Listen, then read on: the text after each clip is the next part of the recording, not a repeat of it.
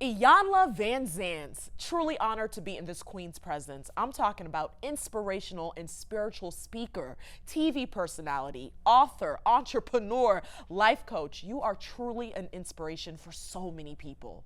So let's talk about your background. You know, growing up in Brooklyn. I'm from the nation of Brooklyn. Absolutely, and being able to use your voice, your talent, your expression to empower so many people. When was that moment that you really got your calling in life and you said, you know what, this is what I want to do? I don't think, I never ever set have- out to do this. You know, I'm a trained, barred criminal defense attorney, and that's what I was doing until that fell apart. And then when I surrendered my life to something greater than me, Absolutely. my life took a whole nother turn.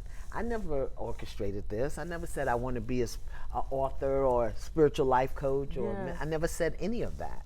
But what I did learn how to do was how to listen, how to surrender, and how to be obedient.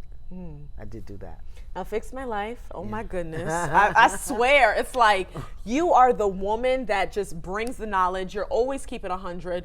But let's talk about your journey a little bit. What was a moment in your life that you had to fix your life to become the woman that you are today? Well, I think the moment for me was recognizing that I couldn't fix my life. Ooh, let's talk What about I that. could do was fix my mind and fix my heart. And that required me to use principles. Yeah. I had to use trust. I had to use honesty. I had to use truth. I had to Some real use stuff. forgiveness. I had to use things and implant those energies in my body and my being so that I could be different. And once I became different, my life looked different. Yeah. You know, fix means to really restore for original purpose. And our original purpose as human beings is to love and to have life in abundance. That's our original purpose. So what advice can you give to women who just feel like life is over? They're depressed, they have so much things going on. What inspiration can you give to just allow them to keep moving forward? Because this journey called life is not easy and we're always gonna go through stuff.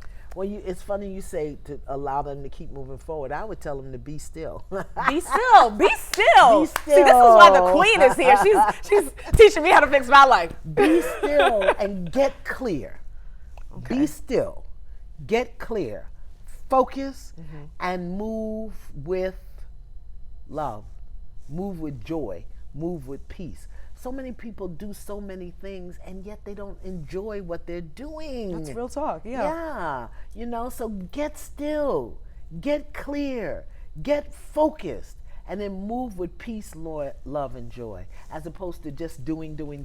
I got to do this, I got to do that. I learned last year when I became deathly ill in Jamaica just about to talk and had about to that, be yeah, the airlifted coalition. back to the United States, how quickly stuff shifts when you don't do it. Yeah.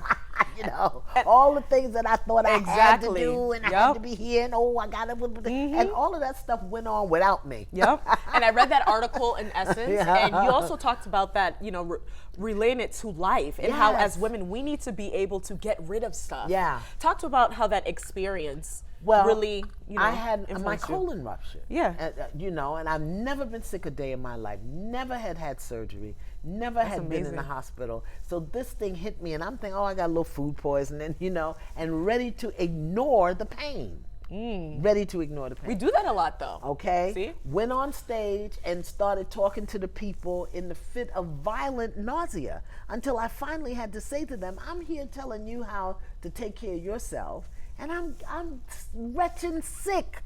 And I said, I tell you what, I'm leaving. If you come back tomorrow, I'll come back. So let's talk about Fix My Life. Yeah, fix my life. Phenomenal I don't do show. the work. I want to say that. I don't do the work. I give people the skills, tools, and information for them to build themselves and restore themselves, repair themselves, so they are ready for their original purpose, which is love and abundance and prosperity. So what can we expect this season that might be a little bit different? I work with Laurel Gavon, who was married to a famous NBA star. Yep.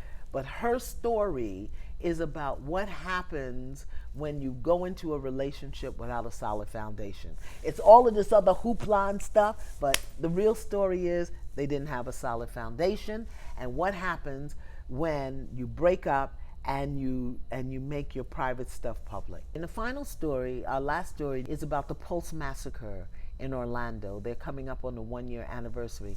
And you know, whenever there's a tragedy, we always focus on the dead. Yeah. Like we just had the big tragedy in Manchester with the people losing their life. We forget about the living. So I went in and worked with 6 survivors of the Pulse massacre and went with them for the first time since the shooting back to Pulse so that they could make peace.